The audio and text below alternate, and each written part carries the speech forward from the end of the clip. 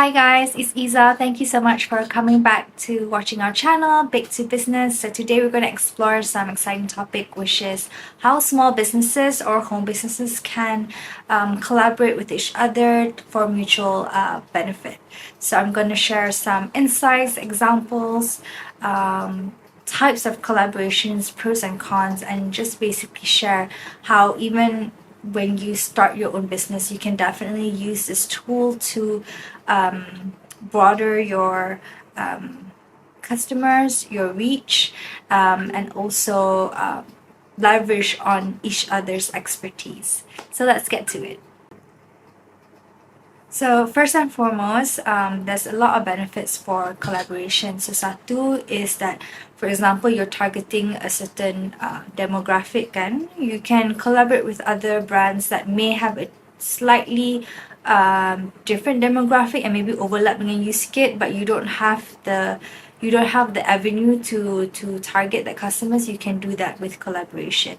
And also, if for example you don't have any experience on certain areas collaborating with other brands, you can share those expertise. You can learn more with collaborating with other brands. And I guess another one is that you boleh share resources lah when you do collaboration. You'll find that you can get tools that maybe perhaps you haven't heard of. So those kind of things are a benefit for a collaboration. So I've personally experienced how collaboration have helped with my business. It's not every collaboration tool works for me. There are some that I like and some I don't like, so I will definitely share with you now. So ada banyak types of collaboration. So first and foremost is cross promotion. It's where for example Big KL and another brand cross promote our products or services on either social media or whatever avenues that we have. So paling simple would be, for example, Big KL will provide vouchers or discount codes, whether it's in a hard copy or digital, to May in December customers. May in December also provides some vouchers and whatnot the same exact way to me, so we can pass those vouchers and codes to our customers when they purchase something from us. So that's the most, I would say paling simple lah, tak pening kepala.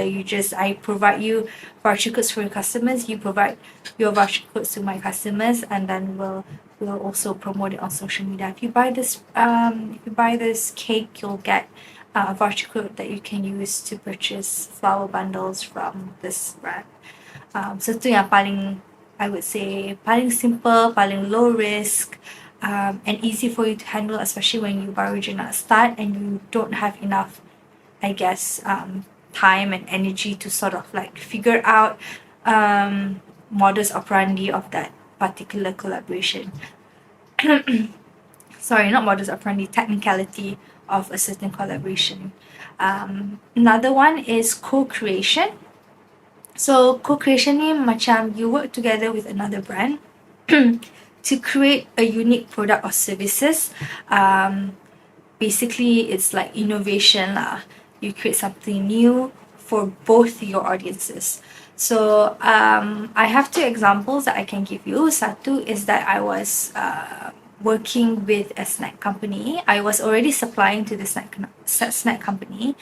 So one of the, I think this was maybe several years ago lah kot. I think it's either during pandemic or before, where they approached me asking me to create a cake for them using their ingredients. So they do like nuts and nut butters and basically a lot of raw ingredients that people use for snacking and also for baking. So they wanted us to use those ingredients to create a cake for them. So this was a great opportunity for me to also test something new. They want us to highlight the product for them towards our customers, and for their customers they wanted to do a giveaway. So their customers who always shop with them, subscribe to their plans, can have a chance to win a whole cake. And also I would have to obviously sponsor the cake and also absorb the delivery cost. I think I'm not sure how many cakes they were. Although you may sound macam, oh banyaknya cakes you kena buat and give away for free, including absorbing delivery costs. However, again, this is a collaboration, so you can always make sure there's mutual benefit, right?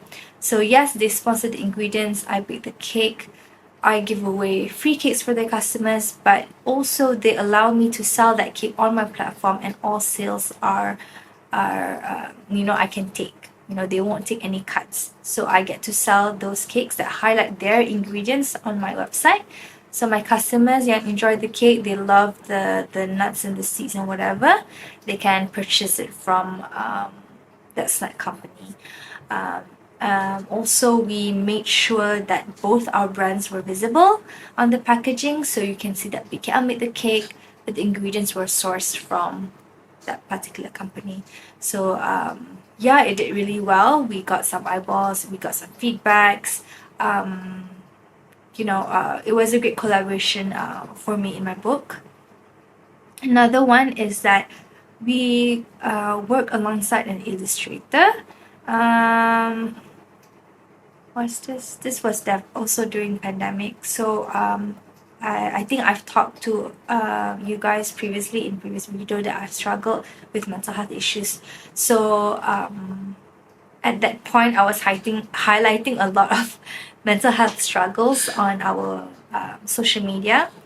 So before the year, I can't remember which year I did it, but I approached an illustrator which I really love her work, and she also had a background with mental health issues, and we talk about it. It was so nice being able to talk to someone who understands the struggles also, and it made it so much easier to work with because we created a mood calendar. So calendar ni is it's not your typical calendar. So basically this calendar, it's also a mood journal where you can color code your days on how you feel on that day. So for example, maybe you feel stressed, you color it in yellow. The next day you feel happy, you color it in blue. And then by the end of the month, you can sort of reflect macam, okay, this month I was really, really stressed, and why. Perhaps you can see in the calendar macam, because I had so many appointments that day, and these people had my appointments, so maybe the next month maybe I should scale back those appointments so I wouldn't be so stressed out. So you can make a conscious decision on how you want to schedule your life around it. So that was a good one. It was definitely difficult to sell that one. I gonna be honest. Even though we both cross promoted that particular item, and that particular item sales pun goes to a mental health organization. Tapi it was very difficult because it was also expensive. Of course, there is limitation of what I can produce. I also paid the illustrator the commission punya fee lah kan. So jadi benda tu, because I can't print so many because it will be out of budget, but also when you print in a small volume, it becomes more expensive than you would have in mind on what you would like to price it like.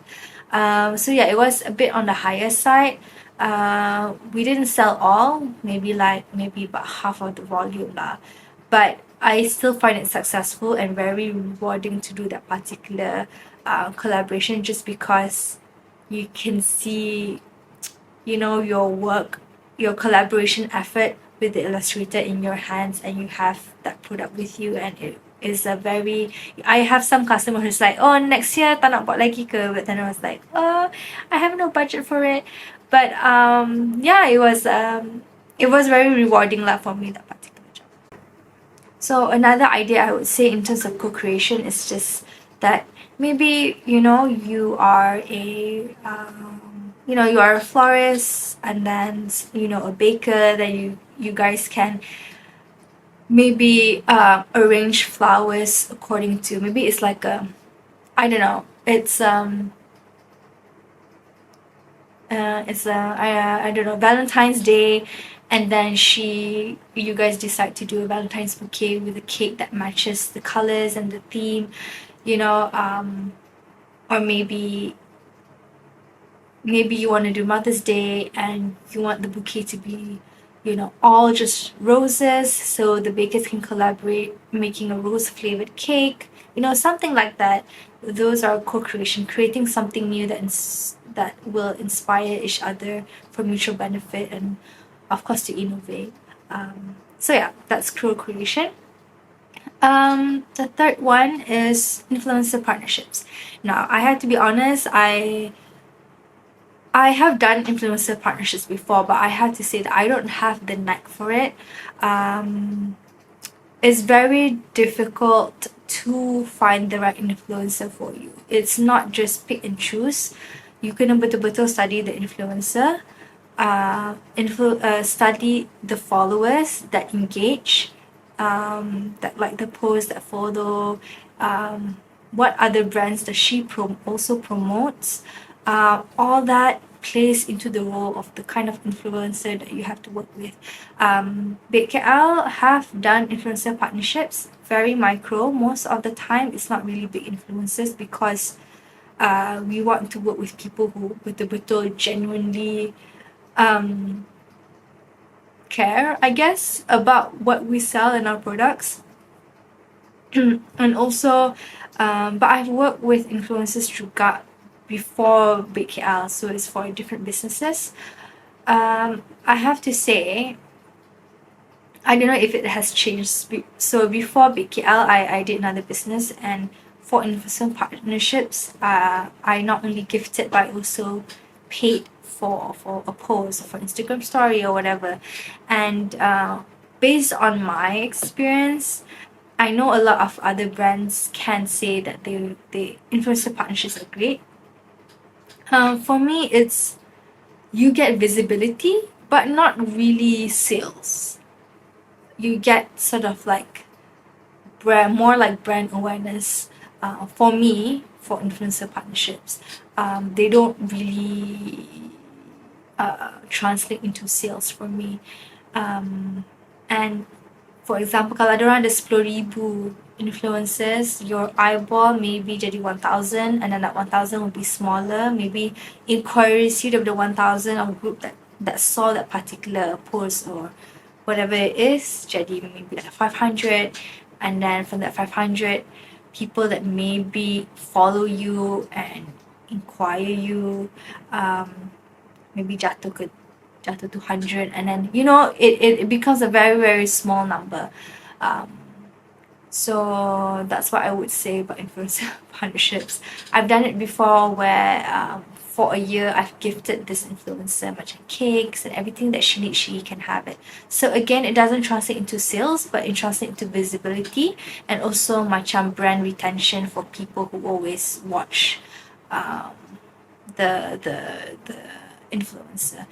And I think it only works kalau you betul-betul macam have a personal connection with the influencer. So you kena macam like it's a long, I feel like it's more of a long game lah. You macam kena betul-betul create a relationship to properly have that full effect of that influencer influencing their customers.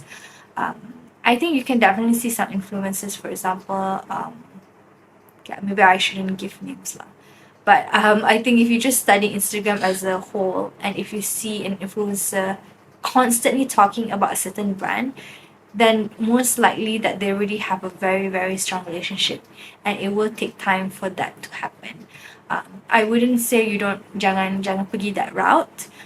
It's definitely good to have influencers that support what you do and your products and services, but I think it would genuinely look macam betul-betul ikhlas and properly boleh influence their followers if you have a good relationship to back it up in the first place. So yeah, but if you have any stories about influencer partnerships that you pernah buat, and you know you've experienced a good one, please let me know. I would love to hear it. um yeah, because I think influencer partnership does help to boost again visibility or reach, and also macam to like your credibility lah, macam this brand is working with this person. So it's more on that lah, that angle. Another one is joining events and workshops.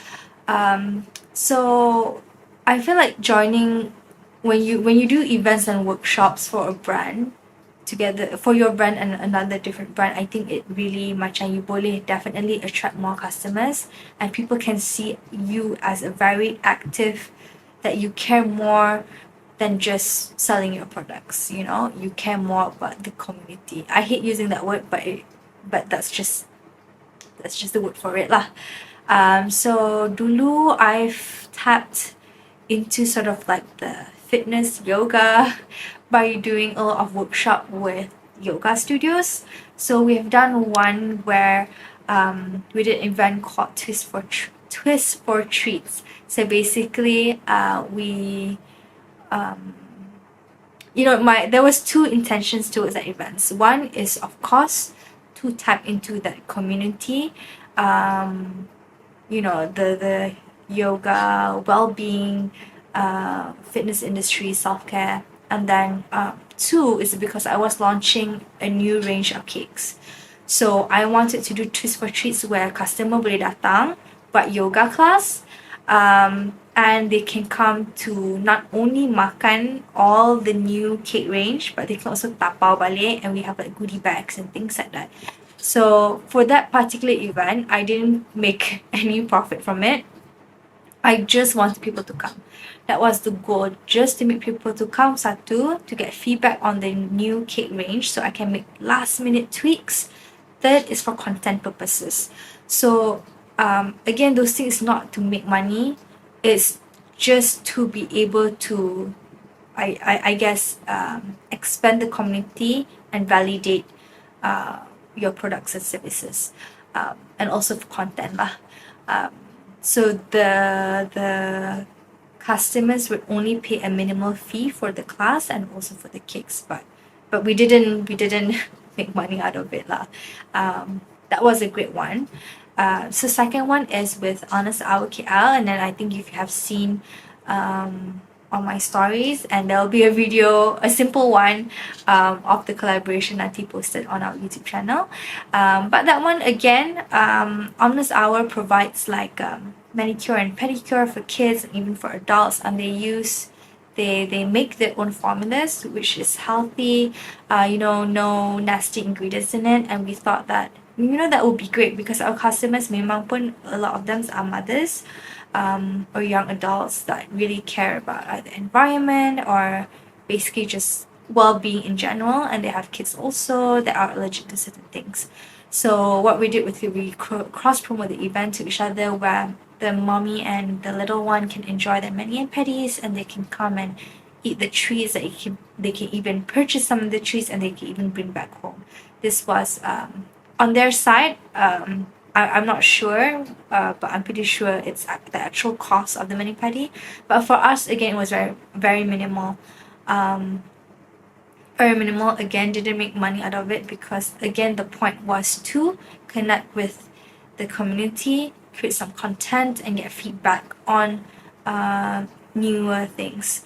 So for me, it was a successful one. We almost, yeah, I think like we were instead of 8, we only got 6 pairs of participants.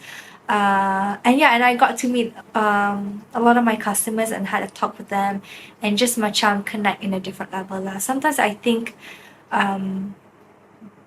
with events and workshops, you really get to talk to people properly lah. Kadang-kadang people can easily judge your business or judge you as a person who runs the business. You know, when you're just looking at from a website and the screen, you can just lontar apa-apa you nak. Tapi when you meet them face to face, you talk to them, they ask you questions, you ask them questions. You know, we can.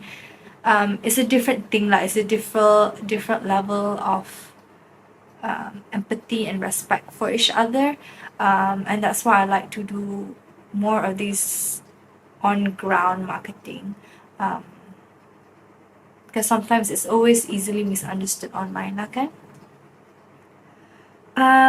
Yeah, okay, so another one is giveaway.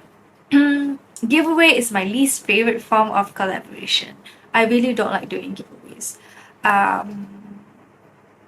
One is because of people, more often than not, giveaways, you will, once you've done a few times, it's fine to do giveaways, but you will realize that more often than not, giveaways kebanyakannya adalah orang yang tak follow you pun.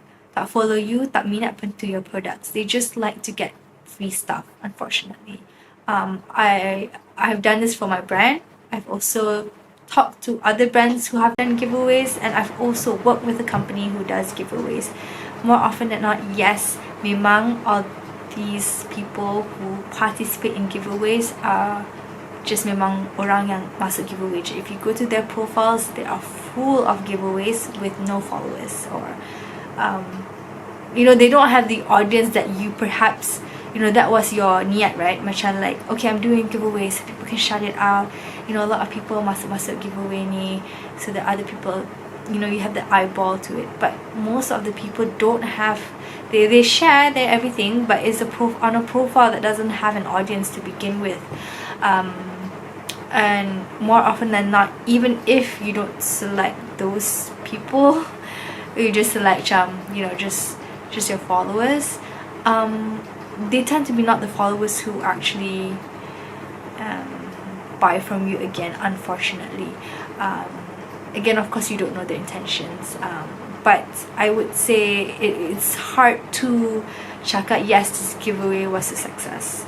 Maybe it's a success in terms of numbers, 50 people, okay, not 50 lah, sorry, 1,000 people liked the post, 1,000 people commented on it. Maybe that was the goal, just to get hype about the giveaway. But at the end of the day, does it lead you to more, I guess, customer retention? Because yes, people will, in the end, will follow you a lot, right? Depending on your TNC. But do you later on get to keep the retention of those new customers? Will those customers that you have, their attention will convert into sales? So it's very is like dia punya funnel tu lagi panjang. Lepas tu macam very difficult to confirm whether those people are from the giveaways or not. So I think once in a while maybe you can try and do it and experience it for yourself and experiment and see the numbers, whether it adds up or not. But it is not my favorite form of collaboration to do lah. Yeah, and this is giveaway with other brands. Yeah, you can also do giveaway for your own brand, just to give away to your customers. But in terms of brands, yeah, it's just for you, user generated content and for visibility. But I don't do it much often, because I feel like out of all the tools I can use, giveaway is the most waste of time for me. Sorry. Okay, lagi satu is sponsorship. Sponsorships pun, I would categorize it as collaboration. So I've had so many experiences with sponsorships, especially bila kita start and people promise you so many things with sponsorships, and then you get nada, you get zero. I think there are ways to sponsorships, definitely, but I'm very very very critical of the sponsorships that I do. Paling sekarang ni memang jarang lah I do sponsorship. You will never hear that we do sponsorships. But there are certain types of sponsorships that I will say yes to. So for example, if the demographic is definitely my demographic, it's a small audience, I'm able to have an intimate conversations with the audience. And the fifth one, sometimes they will say, okay, it's a sponsorship, but we will reimburse the cost. Meaning macam, okay, we need you to provide food for example 100 people. You have a budget of 500 ringgit. So but we need you to fit 1,000 people contohnya. So there are obviously you wouldn't make money out of it, but at least your cost has been jaga by the collaborator, so that is fine. So for me those kind of things is okay. It's fine to do. But the thing about sponsorships I hate the most, the technicality of sponsorships that I hate the most, is where you're like, okay, please sponsor us, in return we'll put you in the booklet, or we'll give exposure for marketing with over customers, over media partners and all that. That I don't do. I've done many where those are promised, but I've never gotten anything, nothing. I can tell you one experience. Macam ada satu company ni, they wanted I think they were calling artists and all that jazz. So they approached us saying that, oh, we want a dessert booth to feed 300 people. So we're like, oh, that's a lot of people. Okay, tak apa boleh, because they were saying like, oh, we promised to give a shout out on national TV. They're gonna come and gonna show the booth and everything, blah blah blah. So we're like, okay, sure, yeah, okay, boleh lah. And then masa tu early years tau, so macam bila you are promised all these things, you're like, oh great, this is an opportunity not to be missed.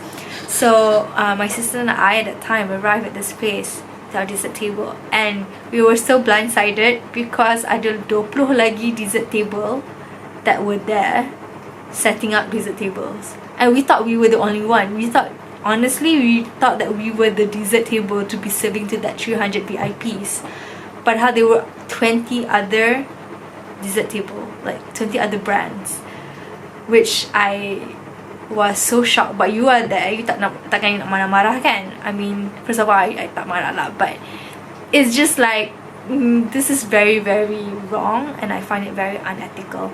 So we were there, we set up semua tu. Okay, fine, what to do? Maybe, I don't know, I really don't know. I was really blindsided. We all were, because from the email my sister and I really thought that it was just us. So bila kita sampai kat sana, and we were like waiting for this national TV coverage kan, and then like it was literally okay, there was coverage, but it was a coverage on the event. There was no mention of 20 dessert table vendors that were there. There were no names. It was basically just like orang cakap macam camera to moving from not even all the tables. It was just like a shot of like, yeah, here you go, dessert table, and then like just and the other things were just the event. So it's like I can't even use that clip to shout out to people to like, hey, BKL, we're the sponsor for this event. Like I can't even use the clip. I can't even do anything. So it was just and I think on the website point, it was like not even, yeah, I think they said like they will put the names on the website, but they didn't. It was just like, thank you for sponsoring, thank you to our sponsors. That was just it. So I mean, I've got a lot of those kind of like funny stories, but again, this is not mutual growth lah kan. When it comes to collaboration, even if you are the one to approach or orang to approach you, you have to make sure that there is a benefit for both of you. For both of you satu. Also, it has to make sense. If you are sometimes, even though it may sound like macam kecohnya this business owner asking for technicalities, macam like, okay, if you want to shout out, how many should we shout out together? Should we do posts, carousel, Insta story? Should we do TikTok live? Sometimes those things really matter, and tak apalah, bagilah dorang rasa you ni overthinker ke apa, but have that, in writing also. Talk to them macam, okay, I can do this, can you do this, especially with a small business and a small business. Yeah, sometimes I can give like me and Shimei, I can give an example. Me and Shimei this year buat a Valentine's Day gift where it's like a cake in a cup and also a flower in a jar. It went well also, macam it went up to, God, I'm so sorry, I'm burping. It went up to expectations, and we did that together. We shot out together, we did reels together, you know, we shot, we were also the models, we did everything, and yeah, we bear the risk and the cost together basically. So I think collaborations need that awareness of that both of you have to give and take, both of you also have to mutually benefit, and that's the only way that both of you can get what you want out of it. Yeah, so I hope this helps. Kalau ada apa-apa questions, just let me know, and yeah, I'll see you in the next video.